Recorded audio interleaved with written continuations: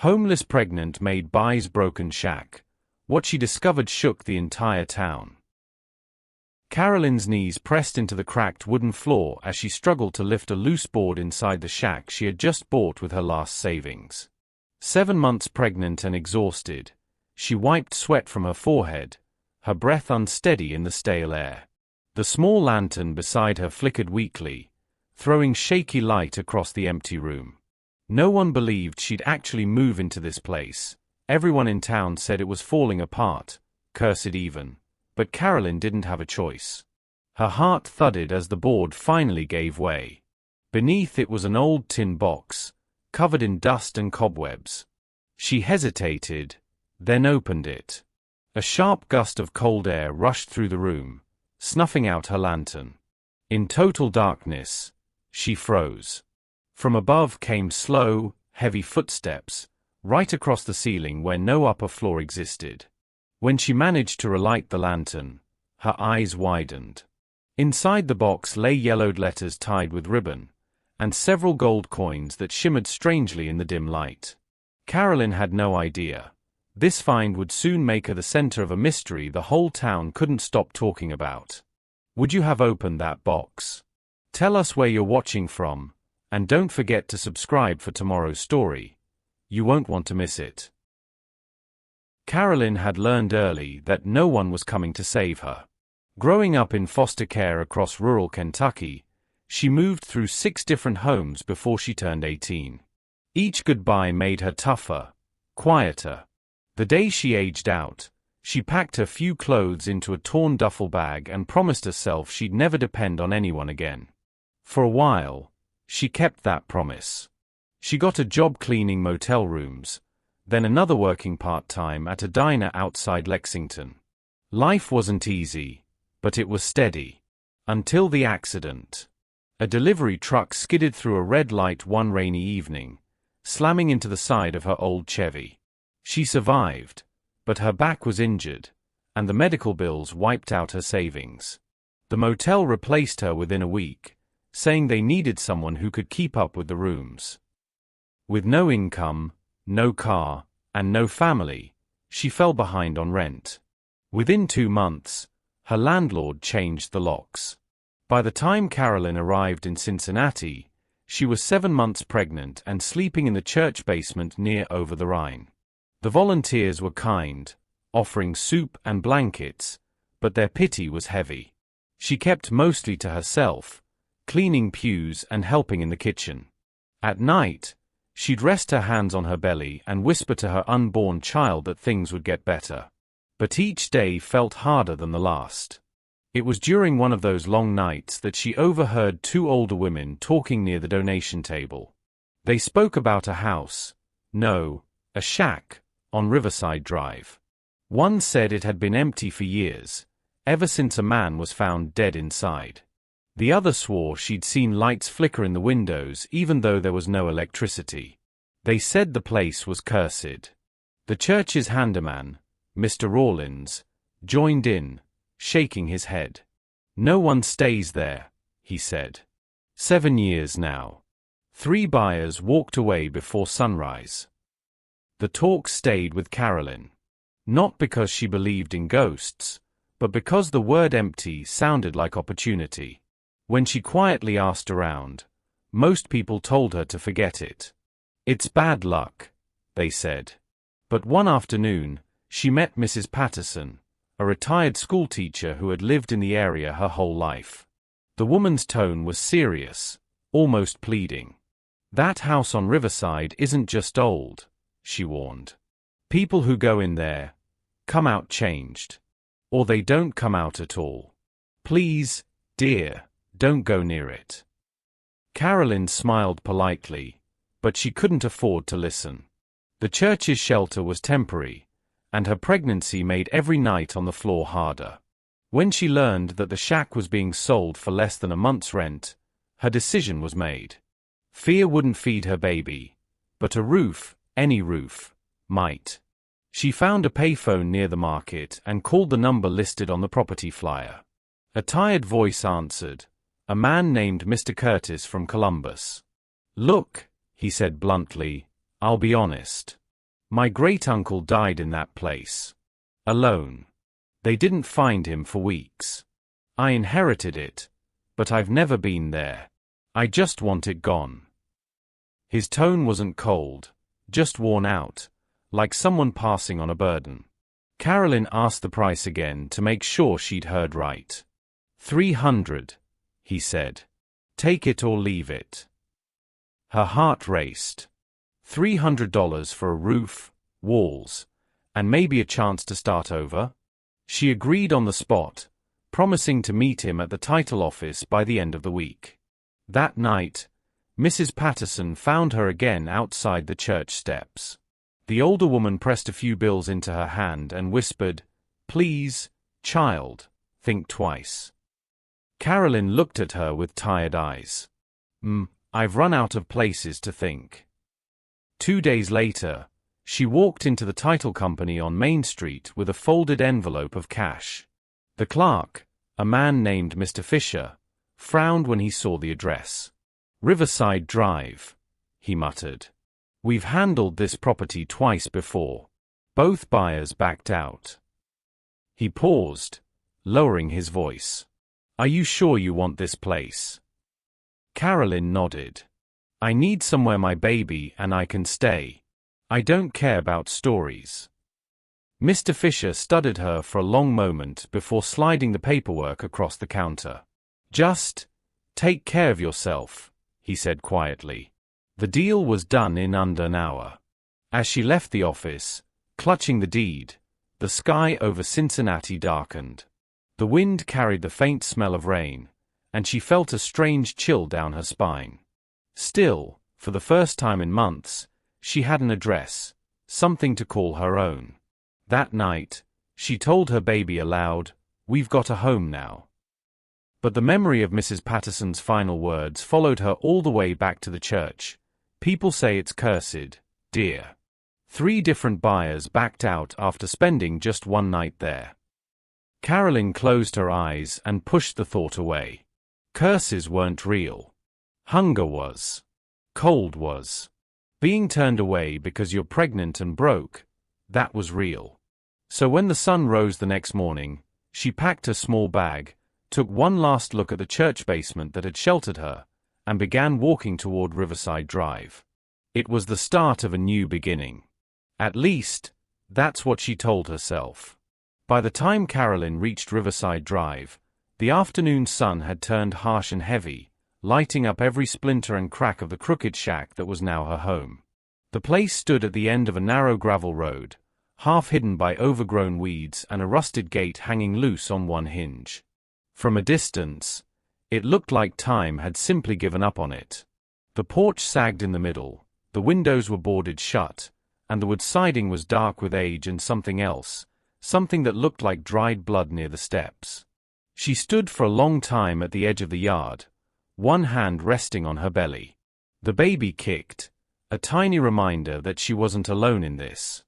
"It's just a house," she whispered to herself. But even her voice sounded small here. As she moved closer, she noticed movement behind the curtains of nearby houses. Faces watched her, neighbors peering out from behind glass, but none came outside.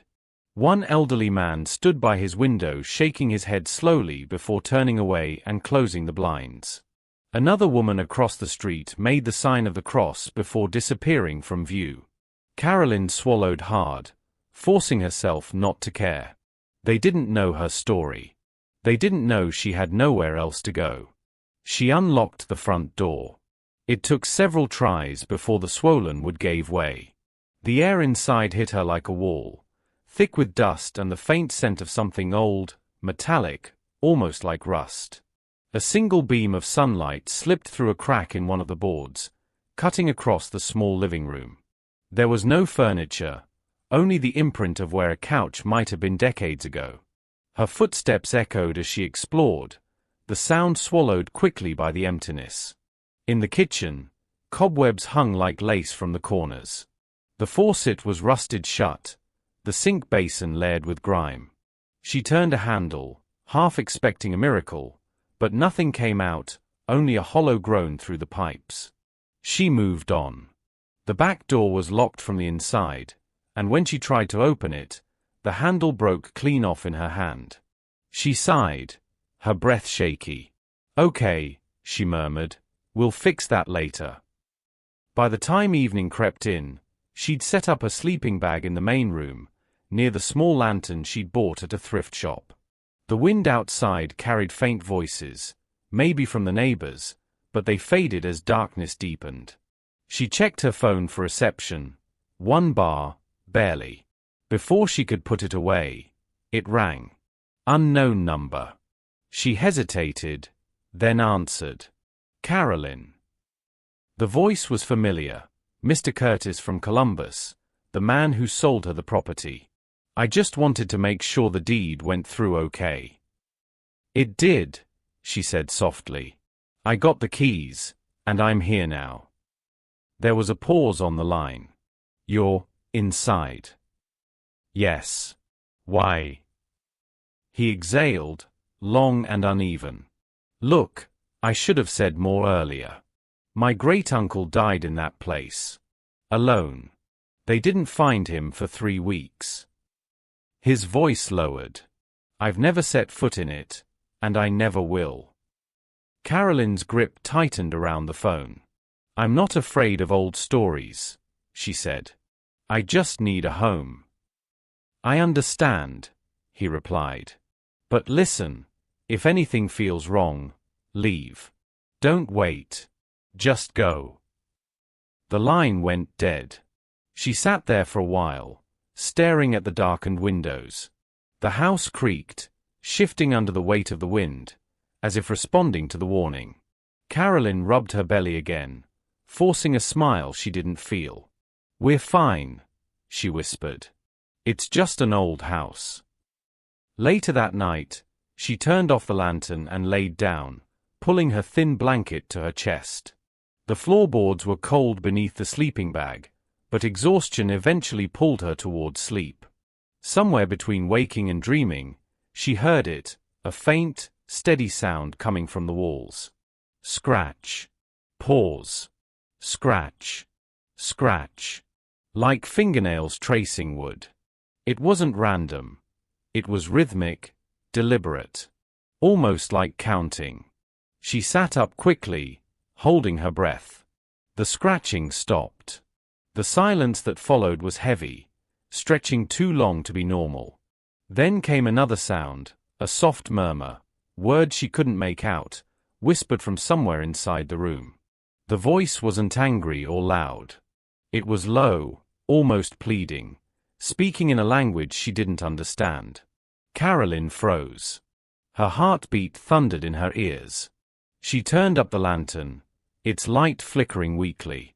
The room was empty. No movement, no figure, nothing. But the air felt charged, as if someone had just left. She forced herself to lie back down. "It's just the wind," she whispered.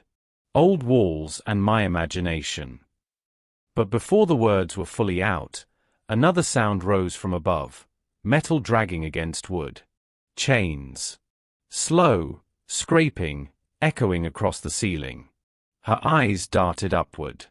There was no second floor. She knew that. She had walked through every inch of the house. The dragging continued, circling above her, closer to where she lay.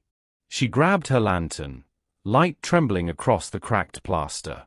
"Stop," she said out loud, her voice breaking. "Please stop." It did. The silence that followed was so complete that even the sound of her own breathing felt intrusive. She sat there for what felt like hours, staring at the ceiling, afraid to blink. When dawn finally broke, pale light slipping through the cracks, she realized she hadn't slept at all. The morning after her sleepless night felt unreal. The light streaming through the gaps in the boards looked gray, lifeless, like the house itself was reluctant to wake. Carolyn sat on the floor, hugging her knees, her back stiff from a night spent wide-eyed and alert. The scratching and whispers hadn't returned, but the silence was no comfort. She told herself the sounds were normal, wood settling, rodents in the walls, her imagination feeding off exhaustion. Still, she couldn't shake the feeling that the air itself was aware of her. After eating a granola bar from her bag, she forced herself to explore. The morning air was damp and cool, drifting in through the cracked window. She started at the front room again, pushing open each door, trying to see the place in daylight. The shack structure was stranger than she remembered. Beneath the peeling paint and rotting panels, the walls were made of old logs, hand-hewn and fitted tightly together. She traced her fingers along one beam, feeling the deep grooves of an axe. Whoever built this place had done it long before her time. But the deeper she moved inside, the heavier the atmosphere felt. Dust floated in thin shafts of light, shifting whenever she moved, and she couldn't shake the sense of being followed. Each time she turned suddenly, the corners of her vision caught faint shapes, shadows that disappeared the instant she focused on them. Her pulse quickened. "It's just nerves," she muttered, but her voice cracked mid-sentence. She returned to the main room, determined to stay busy. Kneeling near where she'd slept, she noticed something odd, a section of the floor where the boards didn't sit flush. When she placed her palm over the gap, a faint draft of cold air brushed against her skin. She frowned and leaned closer.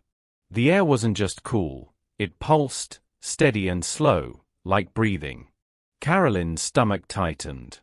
She hesitated, then fetched a metal scraper from her bag and began prying at the edge.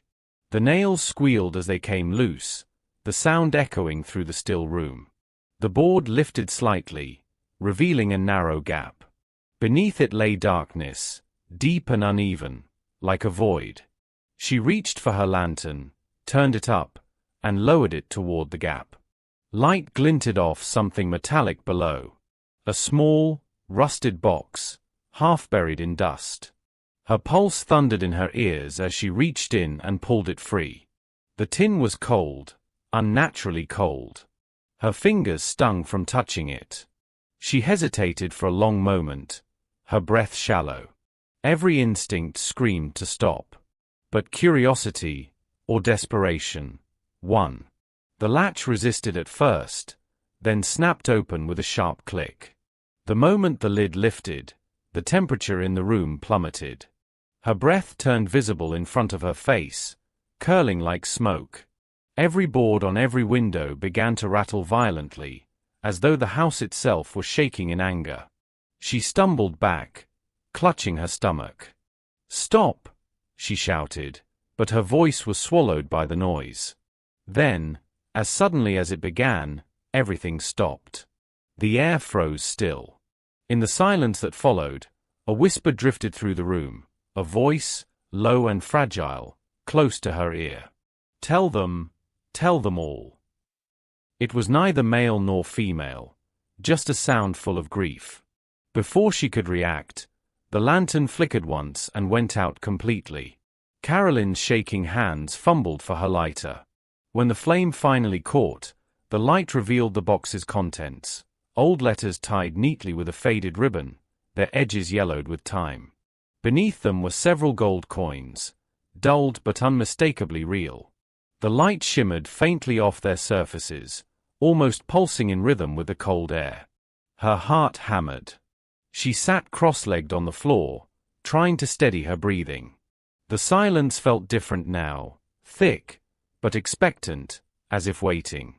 She untied the ribbon and unfolded the first letter. The handwriting was delicate, curling, written in dark ink that had bled into the paper.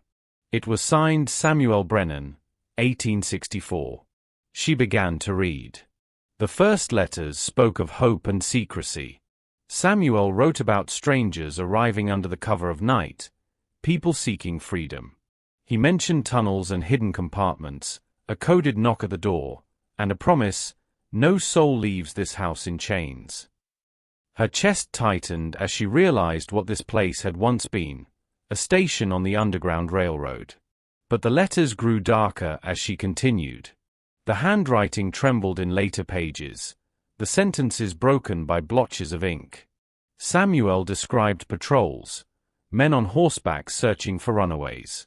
He wrote about neighbors turning against him, threats pinned to his door, and strange knocks at night that weren't from those seeking help. "They know," one letter said. "They are watching." The lantern flickered again, forcing her to light a candle instead. The flame shook wildly, though there was no wind. Shadows crawled across the walls, stretching and folding around her as she read. The second-to-last letter made her skin prickle. They came once more, asking questions about the cellar. "I told them there is nothing there." But the cries below grew louder. "I fear the walls will not hold their secrets forever." Carolyn's throat tightened. She flipped to the final page. It was short. The handwriting looked rushed, uneven. "They came for us. I've hidden everything. If you find this, finish what I couldn't. The darkness must be brought to light." Carolyn lowered the letter slowly, her heart pounding. The candle flame sputtered again. She stared at the words until they blurred, the final line echoing in her mind. "The darkness must be brought to light." Her gaze fell to the box again, at the faintly glowing coins and the letters that smelled of earth and time. For the first time since entering the shack, she felt something shift inside her, not fear, but a strange, heavy understanding. Whatever haunted this place wasn't done yet. And somehow, it had chosen her. Over the next 3 nights, the house refused to sleep. What began as faint sounds in the walls turned into chaos. Footsteps raced through the rooms when no one was there. Doors shuddered on their hinges, as though someone on the other side was trying to get in, or out. Every night, Carolyn lay awake, clutching her stomach, whispering prayers she hadn't said since childhood. The sound of pounding echoed through the house, not from the wind, but from within the walls themselves, desperate and rhythmic, like fists begging for release. By the second night, her dreams became violent. She saw people crouched in corners, their eyes wide with fear, holding one another in silence while boots thundered above them. She woke each time drenched in sweat, her pulse racing, the cry of unseen voices still ringing in her ears. During the day, she tried to stay busy, but the air in the house grew heavier, pressing on her chest until breathing felt like work. Every time she turned, she caught glimpses of movement, men, women, and children huddled together in the shadows. Some stared at her with pleading eyes before fading away as if the light itself erased them. On the third night, the haunting changed. She woke to the soft rustle of paper. At first, she thought the wind had forced its way in again, but when she lit her candle, her heart stopped. The letters, Samuel's letters, were no longer in the tin box. They were laid out on the floor in a perfect circle around her sleeping bag, each one weighed down by a coin. She had sealed the box the night before and placed it under a loose plank. Now it sat open beside her, empty. Her hands shook as she gathered the letters, whispering, "Who's doing this?" But there was no answer, only the faint creak of footsteps moving up the hallway. She turned toward the sound, her candle trembling in her grip. The flame wavered, throwing light across the far corner of the room. That was when she saw him. A man stood there, solid, clear, dressed in 1860s clothing. His face was pale but full of purpose, his eyes urgent, fixed on her. He didn't speak. He only lifted his arm and pointed at the letters in her hand, then toward the door. Over and over. His mouth moved, but no words came out. Carolyn froze, unable to look away. The air around him shimmered faintly, as though caught between this world and another. She could feel his message without hearing it. Take them. Go. Her candle blew out. When she relit it, the corner was empty. By dawn, Carolyn couldn't take it anymore. She packed the letters into a plastic bag and left the house, her hands trembling so badly she dropped her keys twice. The moment she stepped outside, it was like the air finally let her go. She didn't stop walking until she reached the bus stop 2 miles away. The library downtown opened at 9. She was waiting outside the doors when they did. Inside, The cool air and soft hum of computers felt unreal after the suffocating quiet of the shack. She asked for help finding property records, anything on Samuel Brennan or Riverside Drive. The librarian, a middle-aged woman with kind eyes, typed the name into her system. "There's an old newspaper archive," she said. "You might find something there." Carolyn spent hours scrolling through digital scans, her fingers trembling each time she turned a page. Finally, she found it, an article dated April 1865. The headline read, "Local man missing after raid on suspected safe house." Her throat tightened as she read the words aloud in a whisper. The article told of slave catchers who raided a home on Riverside Drive after rumors spread that freedom seekers were being sheltered there. Samuel Brennan, a known abolitionist and local carpenter, was never seen again. Several men, women, and children were captured and taken south. The paper called it a necessary enforcement of property rights. Carolyn stared at that sentence until the letters blurred. Her hands clenched around the paper, tears slipping down her cheeks. "He tried to save them," she whispered. "He died trying." When she returned to the shack that evening, the sun was low, casting long shadows across the porch. For the first time, she didn't feel alone in a frightening way.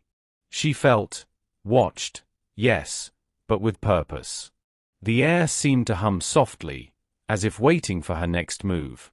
She set the letters back on the table and whispered, "I know who you are now." That night, the activity changed again. No more pounding. No more chains. Instead, faint voices filled the room, soft, overlapping whispers. Not words but a sound like relief. The temperature no longer dropped. The flicker of light no longer fought her candle. She understood what the house had been trying to say. The curse everyone warned about wasn't a punishment. It was a plea. Carolyn read Samuel's final letter aloud, her voice steady though tears blurred her vision. "The darkness must be brought to light," she said softly. "I'll tell them. I promise." The walls seemed to settle, the air lighter than before. Somewhere deep inside the house, a single floorboard creaked, as if in acknowledgement. She stayed awake until sunrise, surrounded by the quiet presence of those who had once suffered there. For the first time since she bought the place, she didn't feel fear, only responsibility. Whatever haunted this home wasn't seeking revenge. It was seeking remembrance. By morning, the shack no longer felt broken. It felt alive. Carolyn sat in silence long after the last candle flickered out. The shack was calm for the first time in days. No whispers. No pounding. Only the quiet sound of the wind brushing past the cracked windows.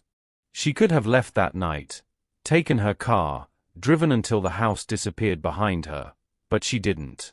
She knew what the spirits wanted now. They weren't warning her to run. They were asking her to remember. So she made her choice.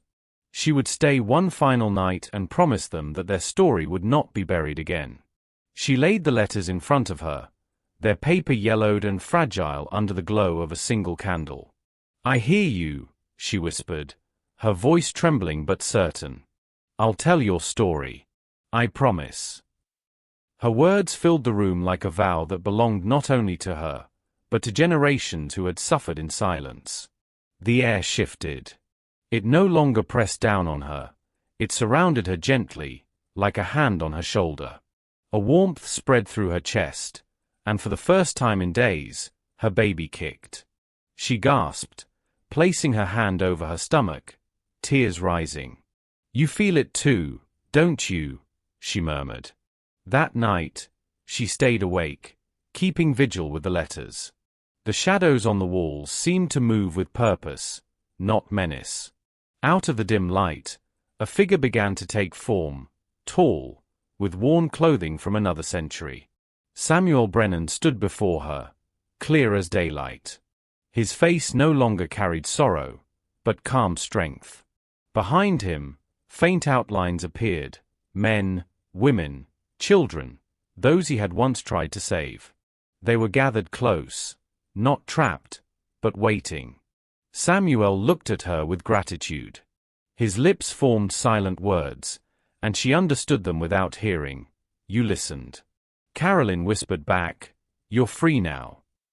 By morning, she packed the letters carefully into the box again. The air was lighter. The old boards no longer groaned beneath her feet. Even the scent of decay seemed softer. She knew what she had to do next. The story couldn't stay here. It had to be told beyond these walls. The next day, Carolyn contacted the Cincinnati Museum Center, leaving a message for Dr. Patricia Holloway, a historian who specialized in Underground Railroad research. Her voice shook on the call, but her resolve didn't. "I think I found something important. Something about Samuel Brennan and a raid in 1865, she said. "I have his letters. And something else. You'll need to see it yourself." Dr. Holloway arrived 2 days later, pulling up in a white SUV with a team of researchers and paranormal technicians. Carolyn watched from the porch, her heart pounding. The historian was a calm, precise woman in her 50s, but the moment she stepped into the house, her composure faltered. "It feels heavy," she said quietly, rubbing her arms. "Like a story waiting to be told." They set up their equipment: audio recorders, EMF detectors, thermal cameras. Almost immediately, strange things began to happen. Devices shut off without warning, batteries drained in seconds, and faint whispers echoed on playback. During one session, a recorder captured a clear voice, soft, male, saying, "Thank you." The room went silent after it played back, and Dr. Holloway looked at Carolyn in disbelief. "You've really found something here." Temperature readings dropped sharply in one corner of the house, the same spot where Carolyn had first seen Samuel's apparition. Cameras showed orbs of light moving with purpose, sometimes stopping near the box of letters before fading away. "These are intelligent responses," one of the technicians said. "They're reacting to her presence." Carolyn swallowed hard. "They know I'm keeping my word." Dr. Holloway asked gentle questions aloud, as though speaking to the spirits themselves. "Were you here during the raid? Were you helping others to freedom?" Each time, the detectors flickered in response. When she asked, "Is your name Samuel?" the device gave a single sharp beep before falling silent. The team exchanged stunned looks. That evening, Dr. Holloway sat with Carolyn at the small kitchen table, their notes spread between them. "We'll need to document everything," she said. "This isn't just a haunting, it's living history. People need to know who Samuel Brennan was." Carolyn nodded, exhausted but grateful. "Promise me you'll tell it right," she said. "Not as a ghost story, but as a story about courage and sacrifice." The historian smiled. "That's exactly how we'll tell it." They spent hours cataloging the letters and photographing each page. Some contained messages Samuel had written to his wife, describing the fear and hope of sheltering freedom seekers in his home. Others recorded the night before the raid. His last words spoke of faith, even as danger closed in. "If I fall," one letter read, "let it be known I did not fall for nothing." As darkness fell, the team continued their investigation. A soft hum filled the air, not machinery, but something alive. The candle near the window flickered brighter, casting a gentle glow over the historian's notes. One of the researchers pointed to the monitor. "There," she said. "Do you see it?" On the thermal camera, a faint figure stood behind Carolyn's chair, a tall man with his hand resting near her shoulder. Carolyn didn't need to turn around to know who it was. She smiled, tears welling in her eyes. "Thank you, Samuel," she whispered. The rest of the night passed without fear. The house, once a place of anguish, now felt like a sanctuary. When the team packed up, Dr. Holloway paused at the door. "You've done something extraordinary here," she said softly. You've given voices back to the forgotten. Carolyn looked out toward the dark field beyond the porch. No, she said. They gave their voices to me. I just listened. As dawn broke, she felt the same warmth wrap around her again. The shadows that once haunted her seemed to linger in quiet peace, no longer restless. For the first time, she truly believed the dead could rest when the living finally remembered. The story broke on a rainy Monday morning. The Cincinnati Enquirer headline read, "Haunted House Reveals Underground Railroad Tragedy. Pregnant Woman Uncovers Dark History." Carolyn's phone wouldn't stop ringing. Journalists, historians, and strangers filled her inbox, all wanting to hear how a homeless maid had stumbled onto one of the city's most significant underground railroad sites. Some accused her of making it up. Others called her brave. But the truth had already begun to speak for itself. TV crews arrived at Riverside Drive, standing just outside the fence line. Neighbors who once shut their curtains now peeked from porches, whispering. Reporters filmed the old shack as Dr. Holloway gave statements about Samuel Brennan's letters and the confirmed historical documents that matched his story. It's not legend, she told one reporter firmly. It's evidence of real people who lived, fought, and died here. Not everyone was ready to accept that. A few residents wanted the house torn down, calling it cursed. Others began leaving flowers at the front gate. One small child placed a handmade sign that read, "Thank you, Samuel." Within days, Riverside Builders contacted Carolyn. Their owner, Marcus Tate, requested a meeting. He was a tall man in his early 40s, calm and soft-spoken. When they sat across from each other at a local diner, he placed his hands flat on the table. "My great-grandfather was a freedom seeker," he said quietly. "He passed through Cincinnati before finding safety in Canada. Someone helped him. Someone risked their life to do it. I don't know who, but when I heard your story, I thought, maybe it was someone like Samuel Brennan." He paused, eyes glistening. "This place is sacred ground, haunted or not. Let us help you rebuild it right." Carolyn nodded, tears forming. For the first time, she didn't feel alone in what she carried. The renovation began a week later. Riverside Builders worked carefully, preserving every beam and log. But even in daylight, strange things happened. Workers complained of cold air pockets that would drift across rooms. Tools would vanish from one spot and reappear somewhere else. A radio turned on by itself, playing faint gospel music before cutting off. At first, some of the crew were unnerved. But as the days went on, those moments began to feel protective, almost watchful. One afternoon, a worker named Lewis nearly fell through a section of rotted flooring. He swore something caught him before he hit the ground. "I felt hands," he said afterward, "pale but steady. Like someone grabbed me under the arms and pushed me back." Nobody laughed. They just stood in silence, looking at the spot where it happened. The deeper they worked, the more the house gave up its secrets. When they stripped back the old floorboards, they found dark stains on the subfloor, stains that testing later revealed to be human blood. Bullet holes appeared along one of the supporting logs, tiny and irregular, as though someone had fired blindly through the walls. Carolyn stood beside the forensic team as they counted the marks. "They fought back," she whispered. "He tried to protect them." The most shocking discovery came when they removed the bricks behind the chimney. A hollow space opened, filled with dust and fragments of decayed fabric. Within the small cavity lay skeletal remains. Carolyn turned away, her heart pounding. Dr. Holloway, standing nearby, placed a hand on her shoulder. "You did the right thing bringing us here," she said gently. Forensic experts were called in.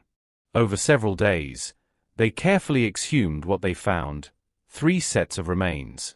2 smaller skeletons, believed to be freedom seekers, and 1 adult male. Items buried with him confirmed his identity: a rusted key, fragments of a belt buckle engraved with the initials SB, and the remains of the same ribbon that had once tied Samuel Brennan's letters.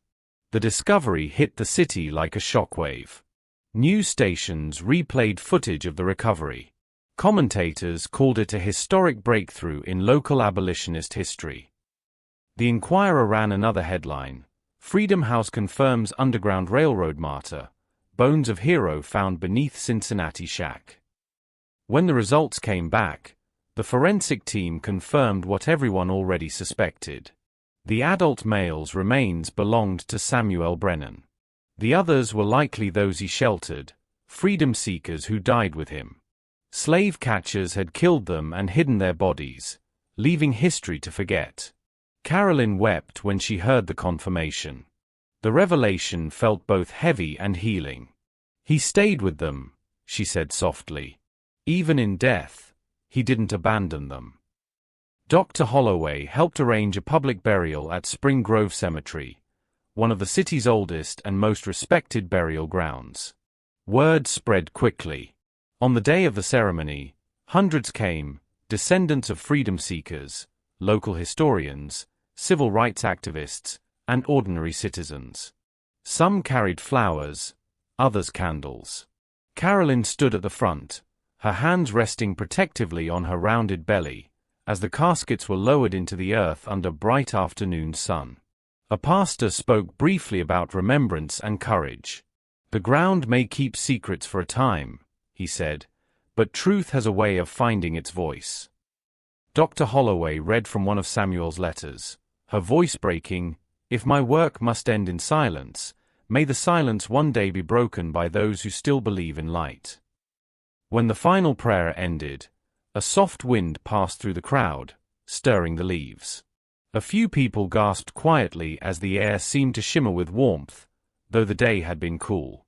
Carolyn closed her eyes, a single tear rolling down her cheek.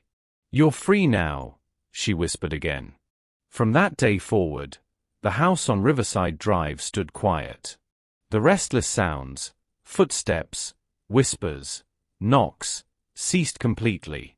Even the strange chills that once haunted its rooms were gone. At night, when Carolyn walked through its halls, it felt different. Peaceful. Whole. Neighbors began visiting without fear. Flowers and thank you notes appeared at the fence. One read simply, "Rest, Samuel. We remember." The story spread far beyond Cincinnati. Universities requested permission to study the letters. The Smithsonian reached out for archival copies. People who had never heard of Samuel Brennan now spoke his name with reverence. But for Carolyn, the greatest moment came not from the cameras or the headlines, but from the quiet that settled inside her heart. The house had told its story. The dead had found peace. And for the first time since she'd arrived on Riverside Drive, Carolyn could finally breathe in that peace too. A month after the burial, Carolyn sat across from a coin expert at the Cincinnati Historical Society, watching him handle the gold pieces she had found in the tin box. He wore gloves, his movements slow and deliberate. "These are genuine mid-19th century coins," he said finally. U.S. Liberty heads.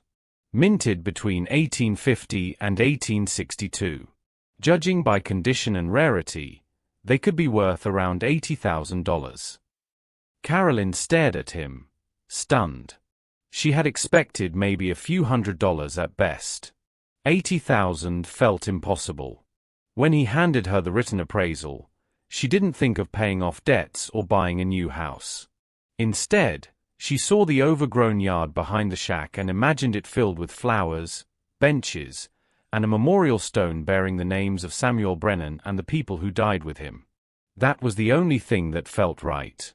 By spring, the property on Riverside Drive had changed. The air no longer felt heavy. The porch had been rebuilt with polished oak steps, the walls reinforced and freshly painted.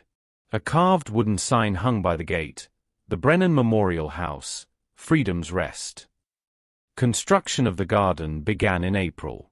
The soil was turned, the weeds cleared, and local volunteers helped plant wildflowers and rose bushes. Children from a nearby school came with painted stones that read hope, freedom, and remember. At the garden center stood a smooth granite marker engraved with the words, "For those who sought light through the darkness, and those who helped them find it." It wasn't long before the house became a place of quiet pilgrimage. Visitors came from across the state to leave flowers, pray, or simply sit in silence. For Carolyn, every visit was a reminder that something broken could still give life. That winter, when the first snow began to fall, Carolyn went into labor. The storm that swept across Cincinnati that night was the worst in years. Roads closed, power lines snapped, and the hospital's backup generator failed halfway through her delivery. Nurses scrambled, flashlights flickering across the room. But Carolyn's labor room, according to everyone who was there, never went dark. A soft, golden glow filled the space, not from any lamp or candle but from the air itself. The nurses said it felt warm, peaceful, and safe. Carolyn's pain eased, and moments later, she heard the cry of her daughter. The doctor called out, "It's a girl." Carolyn named her Grace. When the lights finally came back, the glow faded. A nurse whispered, "I could feel something watching over us, kindly." Carolyn smiled through tears. "They were here," she said softly. "Samuel, and all the others. They stayed to welcome her." A week later, she brought baby Grace home. As she stepped through the door, she felt no fear, only calm. The air was still and warm, carrying the faint scent of roses from the memorial garden outside. Neighbors who had once crossed the street to avoid the property now gathered at the fence, waving and bringing small gifts. One woman brought a casserole, laughing nervously as she said, "I can't believe I'm standing here. It feels peaceful now." A month later, Carolyn hosted a small welcome home gathering. She stood on the rebuilt porch with Grace in her arms, speaking to the crowd that filled her yard. Her voice shook at first, but soon grew steady. "This house holds darkness and light," she said.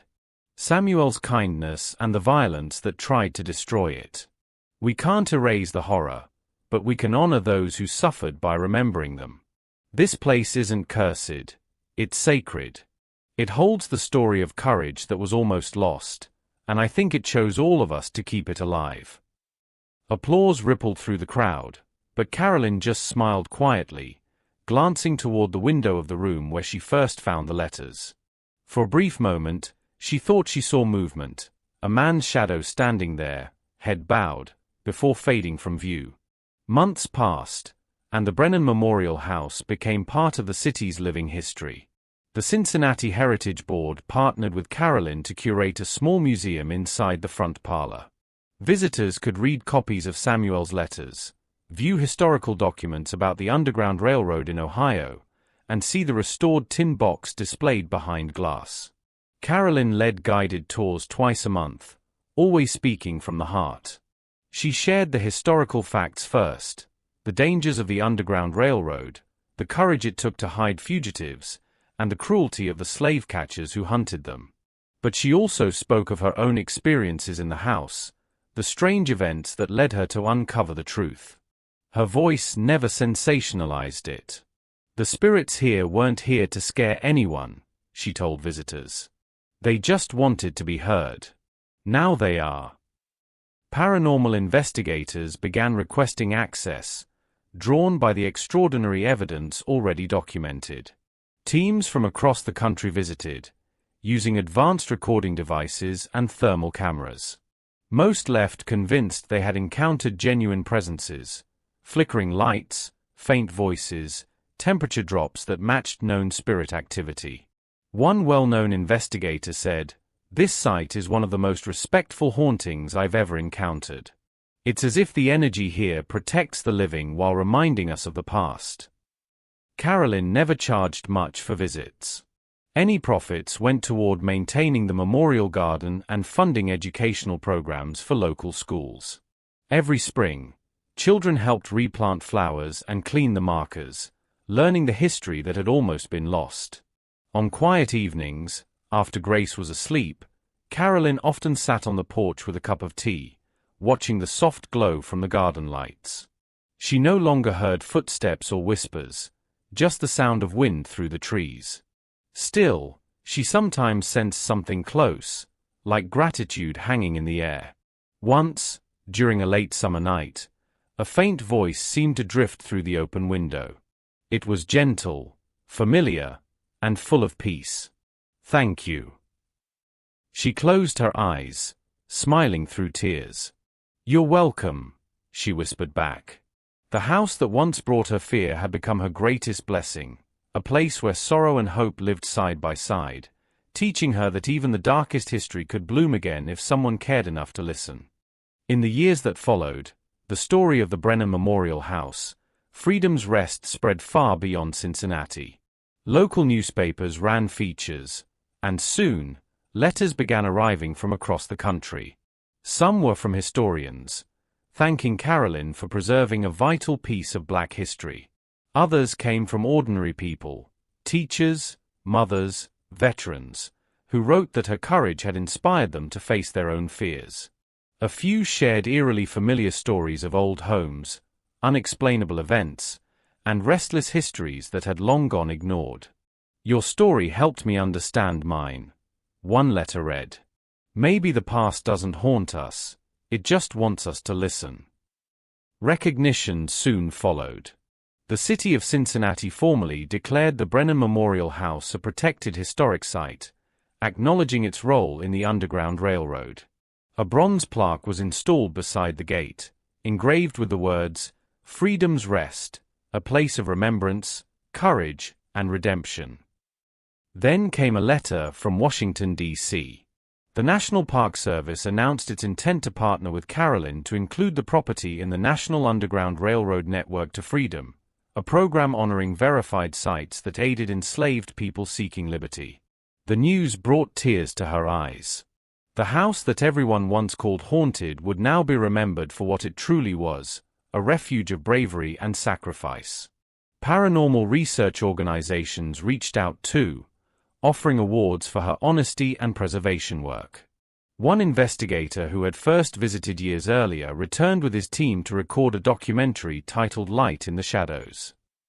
The film blended historical testimony with Carolyn's personal account, treating the supernatural not as spectacle, but as reverence. When it aired, viewers across the nation felt the story's quiet power. Carolyn's life found a new rhythm, part practical, part spiritual.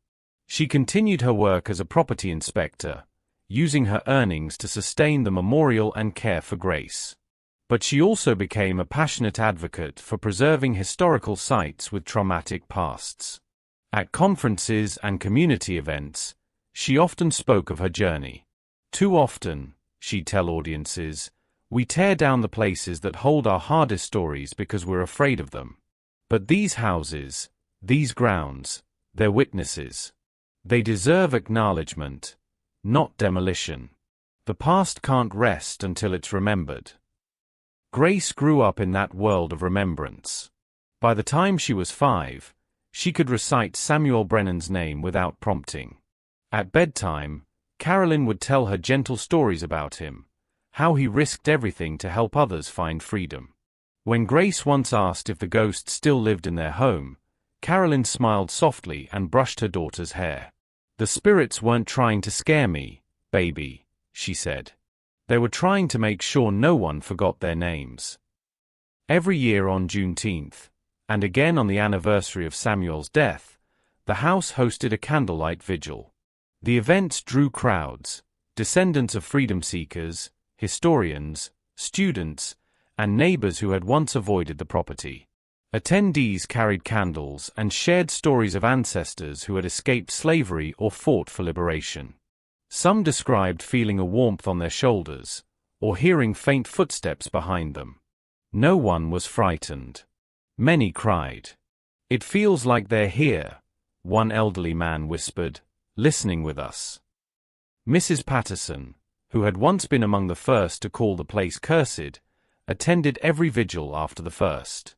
During one, She stood beside Carolyn, watching the flicker of hundreds of candles dance against the dark. "You know," she said, her voice thick with emotion, "I thought that house was evil. But maybe it was just waiting for someone brave enough to listen to what it had to say." Carolyn squeezed her hand.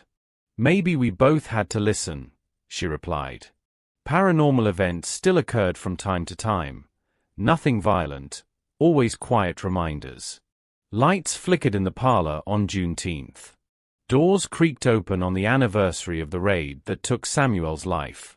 Once, a soft melody from an unseen piano drifted through the halls during a school tour. The children gasped, but Carolyn only smiled. "That's Samuel," she said. "He used to play for the people hiding here. Maybe he's welcoming you." To Carolyn, the house no longer felt haunted, it felt alive. Each sound, each flicker, each chill of air was a message from history itself, reminding her that the past was never truly gone, it simply waited for hearts willing to remember. One evening, as autumn winds rustled the rose bushes, Carolyn tucked Grace into bed in the same room where she had once found the letters. The moonlight fell across the wooden floor, illuminating the spot where Samuel's final message had been discovered. Grace, half asleep, asked, "Mommy, why does the house still make noises sometimes?" Carolyn brushed a stray curl from her daughter's face and whispered, "Sometimes broken things stay a little broken, sweetheart. This house will always carry its scars. But that's okay. Scars remind us of what we've survived and overcome." Grace smiled drowsily. "Like us." "Exactly like us," Carolyn said. She kissed her forehead and turned off the light.